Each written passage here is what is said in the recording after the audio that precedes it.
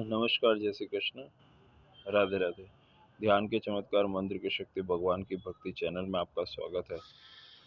हरिओम, जय श्री कृष्ण, राधे राधे। ओम नमः शिवाय, ओम नमः शिवाय, ओम नमः शिवाय, ओम नमः शिवाय, ओम नमः शिवाय, ओम नमः शिवाय। एक मनुष्य ने सुन रखा था कि आध्यात्मिक जगत में कुछ ऐसे गुप्त मंत्र हैं, यदि किसी को सिद्ध हो जाए तो उसे बहुत सी सिद्धियां मिल जाती हैं। मंत्रों की अद्भुत शक्तियों के बारे में उसने बहुत कुछ सुन रखा था और बहुत कुछ देखा हुआ था, इसलिए उसे बड़ी प्रबल उत्कंठा थी कि किसी प्रकार कोई मंत्र सिद्ध कर ले तो आराम से जिंदगी बीते और गुणवान और यश भी मिलेगा। खाली मंत्र सिद्ध करने से, गुप्त मंत्र की दीक्षा लेने के विचार से गुरुओं की तलाश करता रहा। वह दूर दूर तक मारा मारा फिरने लगा। एक दिन एक सुयोग्य गुरु तक उसे पता चला कि वह उसके पास आ पहुंचा और वह महान भाव दीक्षा देने के लिए तैयार न होते हुए भी, पर जब मनुष्य ने बहुत प्रार्थना की तो चरणों में गिर पड़ा, तो महान भाव ने उसे शिष्य बना लिया। कुछ दिन के उपरांत उसे गुप्त मंत्र बताने की तिथि नियत की गई। उस दिन उसे गायत्री मंत्र की दीक्षा दी गई। आदेश कर दिया गया, उस मंत्र को गुप्त रखा गया। अलभ्य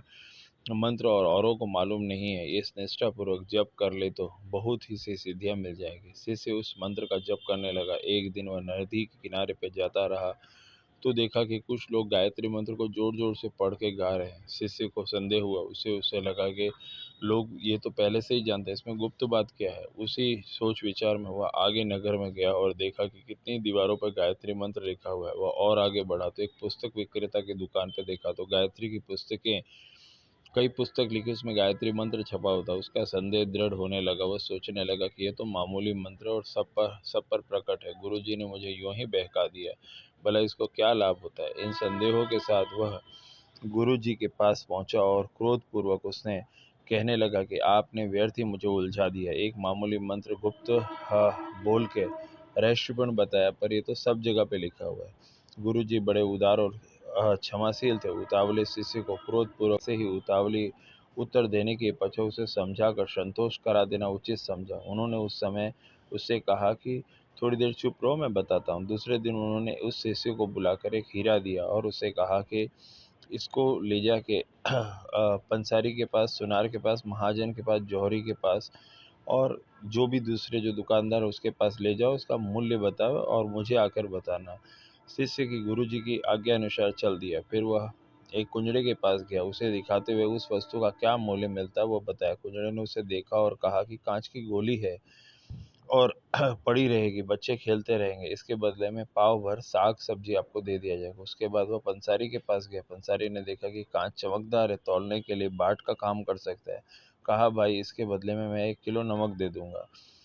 शिष्य फिर आगे बढ़ा और एक सुनार के पास गया। सुनार ने देखा, बड़ा अच्छा पत्थर है, जेवरों में नग लगाने के लिए भी अच्छा है, कहकर कीमत 50 रुपये देने को कहा। उसके बाद वो महाजन के पास गया। महाजन ने जब देखा कि वो किस जाति का है, तब भी उसने अपनी बुद्धि के अनुसार उसका मूल्य 1,000 रुपये दिया।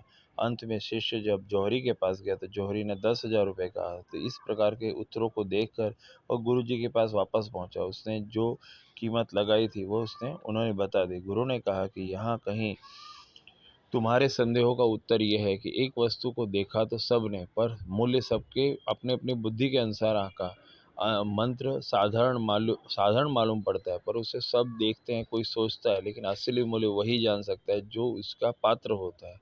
जो इसके गुप्त तत्व को जान सकता है वही अपनी श्रद्धा के अनुसार लाभ उठा सकता है। यथार्थ में मंत्रानुष्ठान आध्यात्मिक क्रियाओं को स्थूल दृष्टि से देखा जाए तो वैसी ही मालूम पड़ती है, तुच्छ प्रतीत होती है। जैसे कि किसी को कांच की गोली प्रतीत हुई, किसी को लगा कि अंगूठी में लगा दिया जाए। श्रद्धा और निष्ठा के साथ जिसने अपना मन जौहरी बना लिया, उसके लिए वह साधनाएं बहुत बड़ी महत्व रखती हैं। इसके लिए इच्छानुसार फल भी देती है। सारा महत्व श्रद्धा और विश्वास का है। विश्वास के साथ ही एक छोटी सी क्रिया भी विचित्र फल देती है, किंतु अविश्वास और अश्रद्धा के द्वारा किया गया अश्वमेध वक्त भी और निष्फल चला जाता है। इसी की वजह से कोई भी मंत्र जाप किया जाए, कोई भी साधना की जाए तो उसके ऊपर विश्वास करना चाहिए। मंत्र जाप नियमित करने से मंत्र असर करते हैं। हरिओम, ओम नमः शिवाय, ओम नमः शिवाय, ओम नमः शिवाय। राधे कृष्ण, राधे कृष्ण, राधे कृष्ण। जय सिया राम, जय सिया राम, जय सिया राम। ओम ओम ओम ओम।